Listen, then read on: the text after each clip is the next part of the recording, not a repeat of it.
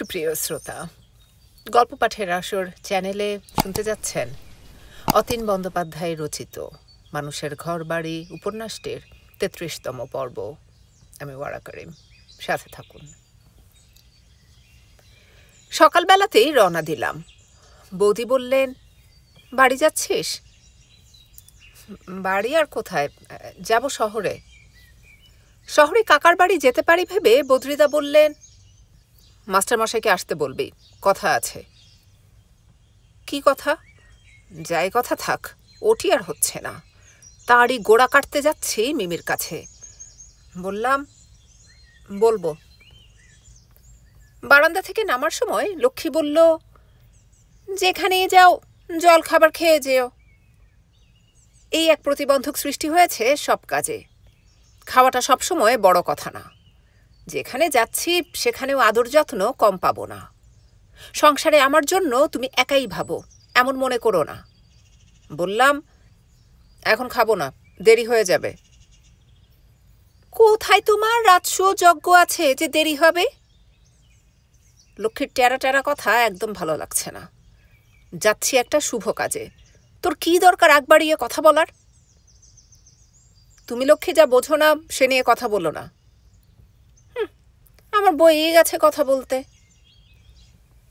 চোখ ঘুরিয়ে ঠোঁট উল্টে এমনভাবে বলল যে একটা কথা বলার আর স্পৃহা থাকল না। ঘরে এসে জামা প্যান্ট পরছি আর আয়নায় মুখ দেখছি। আজকাল এটা হয়েছে, চুল ঠিক আছে কিনা কিংবা আমার মুখ দেখতে কেমন আয়নায় বারবার দেখা। নিজেকে বারবার দেখেও আশ মেটে না কেন? আর পাশে তখন আরেকটা মুখ ভেসে ওঠে। সে কখনো ছর্দি, কখনো মিমি, কিংবা কখনো লক্ষ্মী। লক্ষ্মীর মুখ ভেসে উঠলে কেমন নিজেকে মনে হয় ছোট করে ভাবছি। বারবার আয়না থেকে লক্ষ্মীকে সরিয়ে দিয়ে সেখানে মিমি কিংবা ছর্দিকে লটকে দিই। মুখ দেখছিলাম, এবারে বের হব। ভালো করে চুল পাট করলাম। একটা ছোট আকারের চিরুনি পকেটে ভরে নিলাম। ফাঁকে ফাঁকে আয়নায় মুখ দেখা। এক নাগাড়ে দেখতে পারি না, কে এসে আবার দেখে ফেলবে। সবচেয়ে ভয় লক্ষ্মীকে। আর লক্ষ্মী তখন হাজির, জামবাটিতে মুড়ি, কলা, সন্দেশ, কাঁচাগোল্লা। দেখেই বিগড়ে গেলাম। নিয়ে যাও, খাবো না, সময় নেই। বৌদি বলেছে খেয়ে যেতে, পিত্তি পড়বে। বৌদি না তুমি? আমার দায় পড়েছে। এখন আমার মনে সংশয়, যদি সত্যি বৌদি পাঠিয়ে থাকেন। প্রায় জননীর মতো এই বৌদিটি আমার সম্পর্কে সবসময় সজাগ। মিমিদের বাড়ি খুব কাছে নয়। হোতার সাঁকো পার হয়ে তেলকলের পাশ দিয়ে গেলেও ঘণ্টাখানেক লাগবে। সকালে মুখে কিছু না দিয়ে বের হলে পিত্তি পড়তেই পারে। বললাম, রাখো। লক্ষ্মী ঠেলা মেরে বাটি গ্লাস রেখে দিল। তুমি যাও। কেন? আমি থাকলে লজ্জা করবে খেতে? করবে। এতদিন তো করেনি। লক্ষ্মী বলতেই পারে। 3 জনের 3 বাটি মুড়ি দিয়ে লক্ষ্মী বসবে তক্তপোষে, পা দোলাবে, রাজ্যের গল্প জুড়ে দেবে। এবং পাড়ায় কার হাঁস শিয়ালে নিয়ে গেল, কে পড়ে ঠ্যাং ভেঙেছে, কার ছেলে আমবাগানে ধরা পড়েছে, এবং বিলে যারা জাল ফেলে বসে আছে তাদের নৌকায় কি আছে, তীর্থযাত্রীরা কোত্থেকে কে এসেছে, এমনি কত খবর। যেন লক্ষ্মী এসব খবর আমাকে না দিতে পারলে শান্তি পায় না। তাড়া আছে। জল ঢেলে মুড়ি ভিজিয়ে কলা, সন্দেশ, কাঁচাগোল্লা একসঙ্গে মেখে গোটা 5 থাবায় সব শেষ করে দেবার সময় লক্ষ্মী বলল, এত তাড়াতাড়ি খাচ্ছ কেন? গলায় আটকালে কি হবে? তোমার তো কোনো দায় নেই। লক্ষ্মী এই সময় বড় করুণ চোখে আমার দিকে তাকালো। এ চোখ আমি চিনি। কে বলবে লক্ষ্মী মুখরা, মায়া দয়া নেই? লক্ষ্মীর মধ্যে যেন এক দূরের বাউল কোনো এক করুণ স্বর তুলে মাঠে নেমে যায়। এমন চোখ দেখলে আমারও কেমন রাগটা নিমেষে উবে যায়। লক্ষ্মী যেন কিছু বলবে বলে তাকিয়ে আছে। আমি জল খাবার সময় লক্ষ্মীর মুখ চোখ বাঁকিয়ে দেখার চেষ্টা করলাম। লক্ষ্মী মাথা নিচু করে বসে আছে। কি হলো তোমার? লক্ষ্মী মুখ তুলল না। ঠিক আছে, আর বলবো না। তাড়াতাড়ি খাইনি, আস্তেই খেয়েছি। লক্ষ্মী এবারে বলল, তুমি কার কাছে যাচ্ছ মাস্টার? মিমির কাছে। কেন যাচ্ছ? লক্ষ্মী তো কখনো এভাবে আমাকে কোনো প্রশ্ন করে না, কেমন বেসুরো ঠেকল। বললাম, কাজ আছে। কি কাজ? ইচ্ছে করলে বলতে পারি, তোমার এত জানার কি দরকার? কিন্তু লক্ষ্মী আমার কাছে গোপনে তার ভান্ডার তুলে দিয়েছে। এইসব কথা বললে সেটা বেশি মনে হবে। আমি কলেজ থেকে দেরি করে ফিরলে ওর শুকনো মুখ। কখনো দেখেছি মন্দিরের দরজায় বসে আছে পথ চেয়ে। ঘরে ঢুকলেই বলবে, এত দেরি কেন মাস্টার? ক্লাস থাকে। কখনো বন্ধুদের সঙ্গে লাল দিঘির ধারে আড্ডা, কখনো সাইকেল চড়া শিখি মাঠে। নানা কারণে দেরি হয়ে যায়। লক্ষ্মী কেমন তখন ব্যথাতুর রমণীর মতো গালে হাত দিয়ে মন্দিরের দরজায় বসে থাকে। এসব টের পাই বলেই তার প্রশ্নের সব জবাব দিতে এ সময় বাধ্য থাকি। কিন্তু মিমির জন্য কবিতা লিখেছি ভাবলে লক্ষ্মী কষ্ট পেতে পারে। মিমির সঙ্গে তার যতই সখ্যতা থাকুক, কোথায় যেন টের পেয়েছে মিমি তার ভ্রমরের কৌটোয় হাত দিয়েছে। বললাম, এই একটু কাজ, মানে কলেজে বলল কিনা কাল যেতে। যাও না মাস্টার, আমি কি বারণ করেছি? তাড়াতাড়ি ফিরো কিন্তু। বাইরে বের হয়ে রাস্তায় হাঁটছিলাম। লক্ষ্মী এবং আমি পাশাপাশি কতদিন ধরে এখানে আছি। দুজনই আশ্রিত, দুজনই পান্থনিবাসের যাত্রী। আমার প্রতি লক্ষ্মীর গোপন একটা টান আছে, সেটা মাসখানেক যেতে না যেতেই একবার বুঝেছিলাম। আজ তাকে অন্যভাবে বুঝতে শিখেছি। মুখে যাই বলুক, যে কোনো মিমি তার শত্রুপক্ষ। সে ভেতরে ভেতরে সব সয়ে যাবে, মুখ ফুটে কোনো কথা বলবে না। আমি যে কি করি, আমার যে বড় হওয়ার কথা।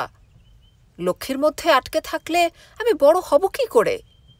আর যদি বাবা, মানু কাকা, রায় বাহাদুর আর বদ্রিদা মিলে সত্যি মন্দিরের পুরোহিত বানিয়ে দেন, তবে আমার বড় হওয়াটা যে এখানেই শেষ।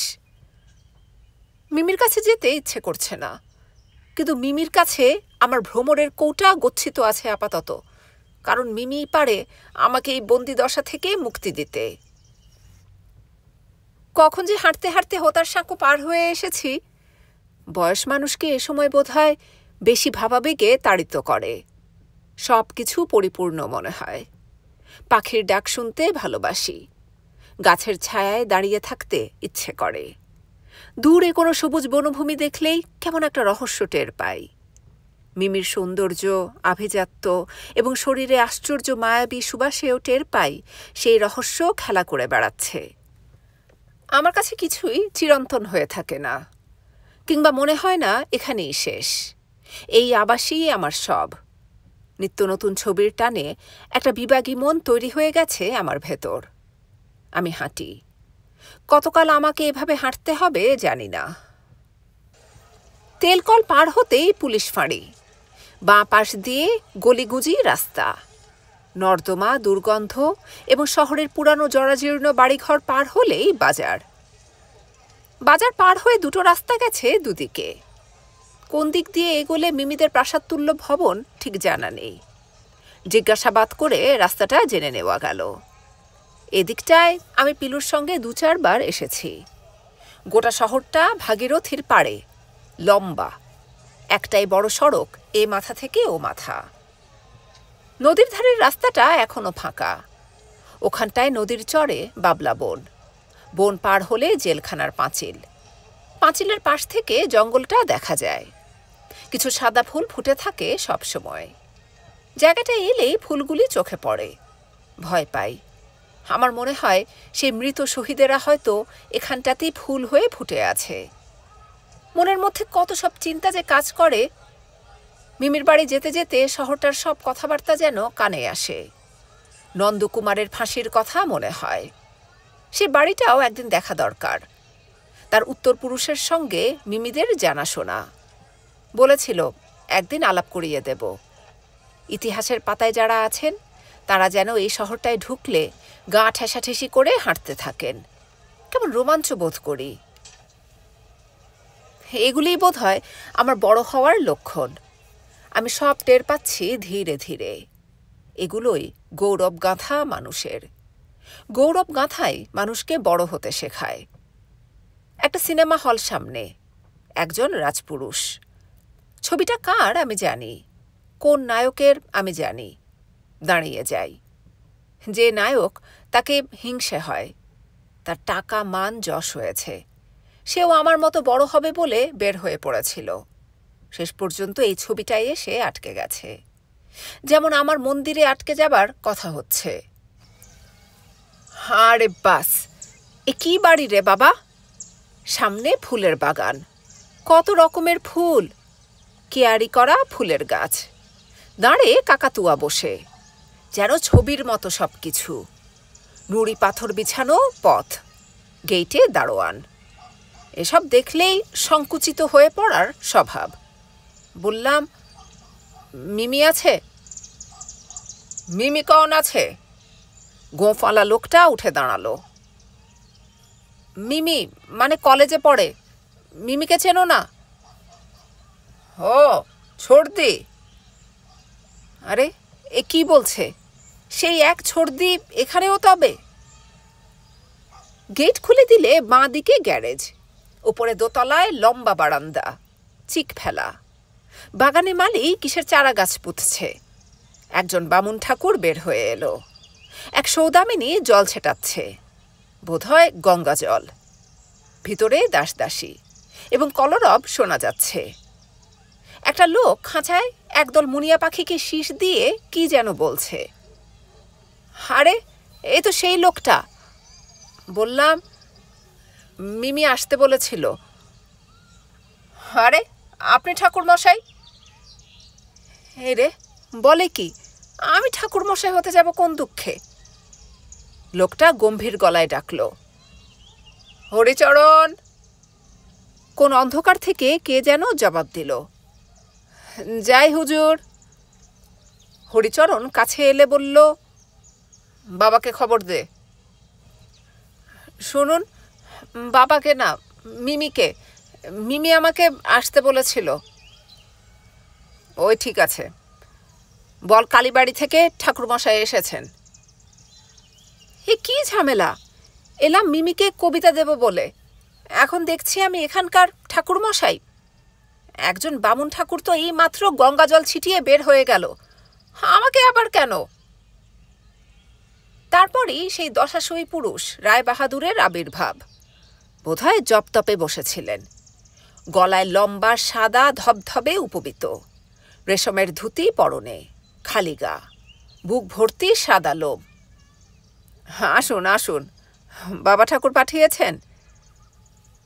না তো।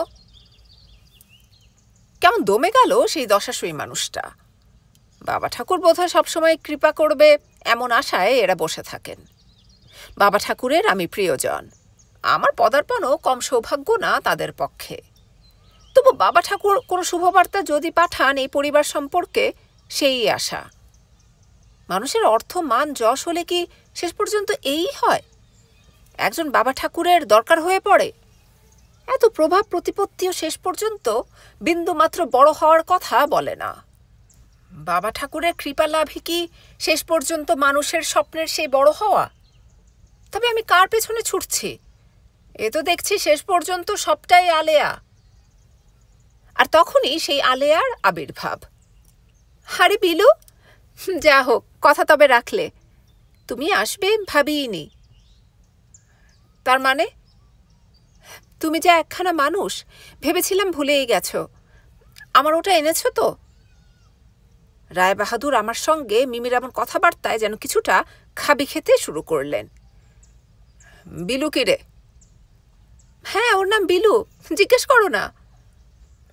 নাম বিলু কখনো হতে পারে? কেমন চোখ দেখছিস? মার আশীর্বাদ পুষ্ট মন্দিরের নবীন সন্ন্যাসী। আমি বললাম, দেখুন, আপনি আমাকে আবার আজ্ঞে আপনি করছেন। আমার কেমন মাথাটা ঘুরছে। মিমি বলল, তোমার না দাদু মাথায় ভীমরতি ধরেছে। বিলুকে তোমরা কি ভাবো? তুমি যাও তো, বিলুর সঙ্গে আমার কথা আছে। আদরের নাতনিরা মাথায় চড়বে বেশি কি? বোঝাই যাচ্ছে নাতনির বড় বেশি অনুগত তিনি। তিনি হাই তুললেন, তুড়ি দিলেন মুখের সামনে, পৈতায় হাত ঘষে ধার দিলেন। তারপর যাবার সময় বললেন, ঠিক আছে, তোরা কথা বল। আমার দিকে তাকিয়ে বললেন, চলে যাবেন না, কথা আছে। মহা মুশকিল। নাতনিরও কথা থাকে, দাদুরও থাকে। একজন মানুষের পক্ষে এমন দুই বিপরীত মেরুর কথা থাকলে তার কপালে যে দুর্ভোগ লেখা থাকে সেটা আমার মতো অপগণ্ড বুঝতে পারে। তিনি চলে গেলে কিছুটা হাঁফ ছেড়ে সোফায় বসলাম এবং এতক্ষণে মিমিদের বৈঠকখানা বলতে কি বোঝায় দেখার সুযোগ পেলাম। একখানা হলঘর, দাগ টেনে দিলে দুপক্ষের হাডুডু খেলার জায়গা হয়ে যায়। হলঘরের এক পাশটায় পর্দা ফেলা। ওটা কি? ওখানে পর্দা কেন প্রশ্ন করার ইচ্ছে হলো। পর্দাটা কালো রঙের, সোনালি বর্ডার, মার্বেল পাথরের টেবিল মাঝখানটায়, দুই দেয়ালে কাচের দুটো বড় জার, ছাদে রঙিন কাচের ঝাড়লণ্ঠন, নিচে সবুজ কার্পেট, মাঝখানে নৃত্যপরায়ণা রমণীর ছবি। এসব আমি বাবার জমিদার দীনেশবাবুর বাড়িতে দেখেছি। ওরাও বাবার জমিদার দীনেশবাবুর গোত্রের। বললাম, মিমি, কিছু হলো? কি হবে? বারে সেই কথাটা। কবিতা এনেছ? দেখো মিমি, আমি কবিতা কাকে বলে বুঝি না। ছন্দ মিল আমার জীবনে কোথাও ছিল না। কিছু ভালো ভালো কথা মনের ভেতর যদি ভেসে ওঠে আর তা যদি কবিতা হয়, তবে এটাও কবিতা। ভেসে ওঠে মানে? আরে বোঝো না কেন? কিছু তো ভালো লাগে না, কি যেন চাই, পাই না। এই কথায় মিমি আমার পাশে বসে পড়ল, আমাকে ঝুঁকে দেখল, বলল, বিলু, কবিতা সেদিন শুনলে না? কবে শুনলাম? বাবা ঠাকুর পড়ছিলেন। মেঘদূতের কথা বলছো? মিমিকে কেমন কাতর দেখাচ্ছে। মিমি হাত বাড়িয়ে দিল, দাও। পকেট থেকে সন্তর্পণে বের করতে যাচ্ছি, তখনই রায়বাহাদুর হাজির। আপনার সেবায় যদি লাগে। পেছনে রায়কমলই হবে, কারণ এরকম চেহারার মানুষ দেখলে আমার কেন জানি রায়কমল নামটাই মনে হয়। সাদা পাথরে মিষ্টি সাজানো, সাদা পাথরের গেলাসে জল। তিনি হাত জোড় করে আছেন। রায়কমল সন্তর্পণে খাবার নামিয়ে রাখল। আমি বললাম, আমি খেয়ে এসেছি দাদু। দাদু না, দাদু না, বাবা ঠাকুর বিরাগ হবেন। অগত্যা বললাম, খাবো না, খেয়ে বের হয়েছি। কপাল কাকে বলে? একসময় না খেতে পেলে শশা চুরি করে এনেছে পিলু, দুজনে ভাগ করে খেয়েছি। এখন চারপাশে কত প্রাচুর্য, এতেও কেমন মাথাটা ঘুরে যায়। বললাম, খাবো না, খেয়ে বের হয়েছি। মিমি আমায় খোঁচা মারল তখন। কি ব্যাপার বুঝলাম না। তাকালে মনে হলো মিমি এই নিয়ে কথা বাড়াতে বারণ করছে। সে আমার হয়ে বলল, তুমি যাও না দাদু, ঠিক খাবে, আমি খাইয়ে ছাড়ব। রায়বাহাদুর উঠে গেলেন সিঁড়ি ধরে। দাও দেখি। দেব, কিন্তু আমার কথাটা হবে। আচ্ছা, তোমার দাদু আমার সঙ্গে এমন কেন করেন বলো তো? তুমি বাড়ির গুরুদেবের চেলা, একটু তো করবেই। আমাদের বাড়িতে ওর ফটো আছে জানো? সন্ধ্যায় কীর্তন হয়, সবাইকে বসতে হয়, স্তোত্র পাঠ করতে হয়। তার সন্দর্শনে বছরে 1-2 বার যাবার নিয়ম। কারণ দাদু এত বেশি যেতেন যে বাবা ঠাকুর কড়া করে বলে দিয়েছিলেন, শুধু একদিন, যেদিন গান বাজনার আসর বসবে সেদিন, অষ্টমীতে হয়। দেখবে কত বড় বড় ওস্তাদ আসবে মন্দিরে, সারা রাত গান, মাইক বাজবে। পূজার পরে আমার আশা, আরেক পূজা এবারে এসে গেল। গতবারের অষ্টমী দেখা হয়নি, এবারে দেখা হবে। সেদিনই কি তবে আমার অভিষেকের পালা? বুকটা গুড়গুড় করতে থাকে। ডাকলাম, মিমি। বলো। আমার কথাটা বলেছি, কিন্তু মাস্টারমশাইয়ের ইচ্ছে। এই রে, হয়ে গেল। মাস্টারমশাই অর্থাৎ আমার মানু কাকার ইচ্ছে, তার ইচ্ছে মানেই আমার বাবার ইচ্ছে, আমার মার ইচ্ছে। আমার আর নিজের ইচ্ছের বুঝি তবে দাম থাকলো না। তাহলে তুমি আমাকে দিয়ে কবিতা লেখালে কেন? কবিতাটা আগে দেখি। এই দেখো না, আমি মিছে কথা বলছি ভাবছ? তা বলতেই পারো, না বলে না কয়ে যে টাকা নিতে পারে সে সব পারে। কবিতাটা সাক্ষী প্রমাণের মতো তুলে ধরলাম, মিছে কথা বলিনি। কবিতা পড়ে মিমি অবাক চোখে তাকালো, বলল, অসামান্য। অসামান্য মানে? অসামান্য মানে অসামান্য। এবারে বলবে তো? দেখি।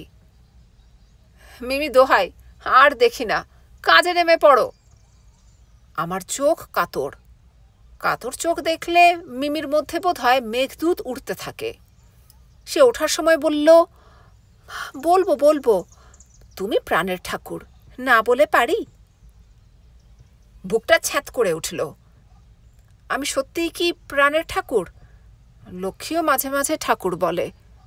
ঠাকুর বলার মধ্যে যে এত বড় ম্যাজিক থাকে, আগে যদি বুঝতে পারতাম। বললাম, মিমি, তাহলে যাই। উঠে পড়লে মিমি কাছে এলো, বলল, বিলু, তুমি এত সুন্দর। বলেই কথা নেই বার্তা নেই আমাকে চকাস করে চুমু খেলো। বললাম, ছি ছি, এটা কি করলে? কি করেছি? কি সুন্দর কবিতা। কেউ দেখে ফেললে? দেখুক না, আমি অষ্টমীর দিনে যাব, জ্যোৎস্না রাত, দুজনে রেল লাইন ধরে হেঁটে যাব, আর গান হবে আয়না বালাম। আমারও কেমন একটা ইচ্ছে ইচ্ছে ভাব, না বলতে পারি না। চুরি করে খাবার শখ সব সময়। লোকলজ্জা মিমির নেই। বড় লোকের মেয়েদের বুঝি লোকলজ্জা থাকতে নেই। তাছাড়া আমি এ বাড়ির এখন অন্দরের মানুষ। মিমি আমাকে উপরে নিয়ে গেল, সব দেখালো। মিমিদের দেয়ালে দেয়ালে হরিণের ছাল, বাঘের ছাল, মুন্ডু, শিকারী রায়বাহাদুরের এককালের শিকারের সাক্ষী এসব। সেই শিকারী আমার মতো একটা ছিঁচকে চোরকে গুরুদেবের ডামি ভেবে মিমিকে নির্ভাবনায় ছেড়ে দিয়েছে। চোর ছ্যাঁচোরের লজ্জা থাকতে পারে না। মিমিও নিশ্চিন্তে তাই আমাকে জড়িয়ে চুমু খেলো। মিমির চুমু খাওয়ার আকস্মিকতায় আমি কিছুটা বিচলিত হয়ে পড়েছিলাম। মিমি সহজেই লাফিয়ে সিঁড়ি ভাঙতে পারল, উপরে উঠে যেতে পারল। আমি পারলাম না। এত বিচলিত যে মিমি কি বলছে ঠিক কানে আসছে না। আমি কেমন একটা ভ্যাবলুকান্ত বনে গেলাম। সে যা যা বলল সবই আমি করব এমনও স্বীকার করে ফেললাম। আমার সত্তা সহজে গ্রাস করে ফেলা মিমির পক্ষে সম্ভব, কারণ আমি একজন উঠতি তরুণ, তাছাড়া ছিন্নমূল পিতার সন্তান, পরের বাড়িতে আশ্রিত। মিমি বলল, কি মনে থাকবে? থাকবে। অষ্টমীর দিন? হ্যাঁ, অষ্টমীর দিন। আমার কথাটা? অষ্টমীর দিনটা যাক। আমার এ সময়ে আর কিছু মনে থাকল না। অষ্টমীর দিন মিমির সঙ্গে জ্যোৎস্না রাতে ঘুরতে হবে, পূজা মণ্ডপে না, রেলের ধারে। চারপাশে মানুষজন গিজগিজ করবে, ঢাক বাজবে, ঢোল বাজবে, আর মাইকে মন্দিরে গানের আসর চলবে। শহরের বনেদি লোকেরা আসবে পরিজন সহ গান শুনতে।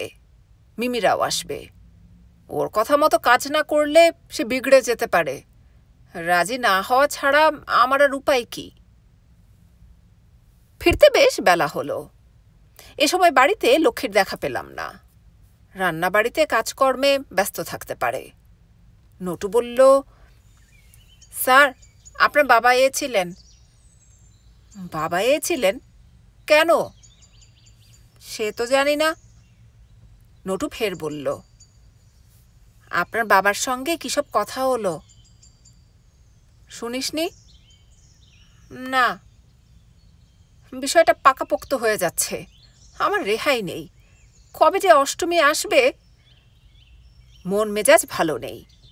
খেতে বসে ভালো মতো খেতে পারলাম না। বিকেলে বৌদিকে বললাম, বাড়ি যাব, আজ ফিরছি না। বাড়িতে বাবাকে পাওয়া গেল না, না পাবারই কথা। সংসারে তার মতো ব্যস্ত লোকের পক্ষে বাড়িতে আটকে থাকা পোষায় না। মা বলল, কার নতুন গাছে বাতাবি লেবু হয়েছে, তাই খাওয়াবে বলে নিয়ে গেছে। গাছটার কলম বোধহয় তোর বাবাই করে দিয়েছিলেন। গাছের প্রথম ফল, সেই সঙ্গে ফলাহার। মানুষের সঙ্গে তার এত সদ্ভাব যে তিনি না করতে পারেন না। তিনি আজ ফিরবেন কিনা এই প্রশ্নও করা দরকার। পিলু বলল, বাবা নাও ফিরতে পারেন। পিলু, তুই জানিস বাবা আজ কালীবাড়ি গেছিলেন সকালে? মা বলল, গিয়েছে তো কি হয়েছে, রোজ খবর পাঠালে না গিয়ে পারে? কেন গেছিলেন জানো? আর এত খবরই বা কিসের? মা বলল, কি জানি, তোর মানু কাকা ছিল, কি সব পরামর্শ করছিল। যাই করুক, আমি বলে দিলাম কিছু করব না। মা খুব হতভম্ব হয়ে গেল। বাড়ি এলে কখনো মেজাজ দেখাই না, কিংবা এমনিতেও আমি নাকি চাপা স্বভাবের ছেলে। তার পক্ষে উগ্র মেজাজ দেখানোটা মার কাছে বিভ্রান্তিকর। মা বলল, তোর হয়েছেটা কি? বলতে পারি না, কারণ বিষয়টা নিয়ে আসলে কেউ কোনো কথাবার্তা বলছে কি না তাও তো জানি না। কিন্তু হয়ে গেলে কিছু করারও থাকবে না, কারণ আমার একটা নিজস্ব মত আছে। বাবা কাকা এটা বিশ্বাসই করতে পারবেন না। ওরা অভিভাবক, আমার ভালো মন্দ ওরাই বুঝবেন। আমি কি করব না করব সব তারা ঠিক করবেন। আমার একটাই পথ, দেশান্তরী হওয়া। কিন্তু বারবার দেশান্তরী হলে কিছুই ঠিক মতো করা যায় না। আর কিছু না হোক, আমার গ্র্যাজুয়েট হওয়াটা একান্ত দরকার। সেটা হলে কিছুটা মানুষের কাছাকাছি যাওয়া যাবে। আর মিমি বলেছে আমার ওটা নাকি সত্যি কবিতার মতো কবিতা হয়েছে। তবু আমি এমন একখানা মানুষ, নিজের চেয়ে পরের মতামতকে বেশি প্রশ্রয় দিই। মিমির মতামতকে অবিশ্বাস করতে পারি না। ফলে জীবনে কবিতা লেখার দুঃসাহস জেগে গেছে। বাবা রাতেই ফিরলেন। আমাকে দেখে বললেন, কখন এলি? বিকেলে। গেছিলাম হরিশের বাড়ি। কোথায় তিনি গেছিলেন আমি জানতে চাইনি। কালীবাড়ি কেন হুট করে গিয়ে হাজির হবেন তাই জানতে চাই। শত হলেও বাবা, গুরুজন, কেন গেছিলেন প্রশ্ন করতে পারি না। কথাটাকে কিভাবে ঘুরিয়ে বলা যায়, কিভাবে শোভন হবে এমন ভাবতে ভাবতেই অনেকটা সময় কেটে গেল। সকালবেলায় কাজের মানুষ বাবা বের হয়ে যেতে কতক্ষণ। বললাম, আপনি কালীবাড়ি গেছিলেন? হ্যাঁ। কি করতে বলি কি করে, চুপ মেরে গেলাম। বাবা তার পুত্রের স্বভাব জানেন।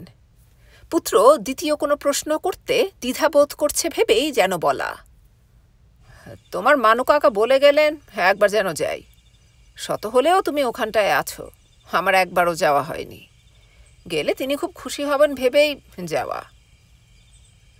আপনাদের কি কথা হয়েছে বলি কি করে? বললে কতটা বেয়াদবি হবে আমি জানি। আমার চেয়ে পিলু সেটা বেশি জানে। দাদাটা কি, বাবা কি করতে গেছিলেন জানতে চায়। দাদা তো কখনো বাবার মুখের উপর কোনো কথা বলতে পারে না। পারে না বলেই ভীরু কাপুরুষের মতো কেবল পালায়।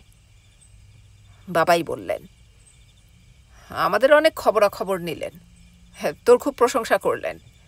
তোকে নিয়ে আমি কি ভাবছি জানতে চাইলেন। আর কিছু না? আর তেমন কিছু তো বলেনি। প্রসাদ খেলাম, বাড়ির জন্য প্রসাদ দিয়েছে। মানুষটি বড় সজ্জন। বাবা কেমন উদাস চোখে আমার দিকে তাকালেন এবার। তোমার কিছু হয়েছে? কি হবে? এই অসুখ বিসুখ। বুঝলাম একটু সামান্য টেরা কথাতেই বাবা আমার মধ্যে কোনো অসুখের খোঁজ পেয়েছেন। আর বেশি কিছু বলা আমার পক্ষে আরও কঠিন। চুপচাপ বাড়ি থেকে বের হয়ে নবমী বুড়ির জঙ্গলের দিকে এগোলাম। পিলু আমাকে বনটা পর্যন্ত এগিয়ে দেয়, কুকুরটা সঙ্গে আসে। নবমী বুড়ির বনটাই পিলু আর আমার মধ্যে বিচ্ছেদ টেনে দেয়। দুজন দুপাশে থাকি। পিলু রহস্যময় খবর থাকলে আমাকে বলে। সেও এবারে তেমন কিছু বলল না। এখন মিমি ভরসা ছাড়া আমার আর কোনো উপায় রইল না।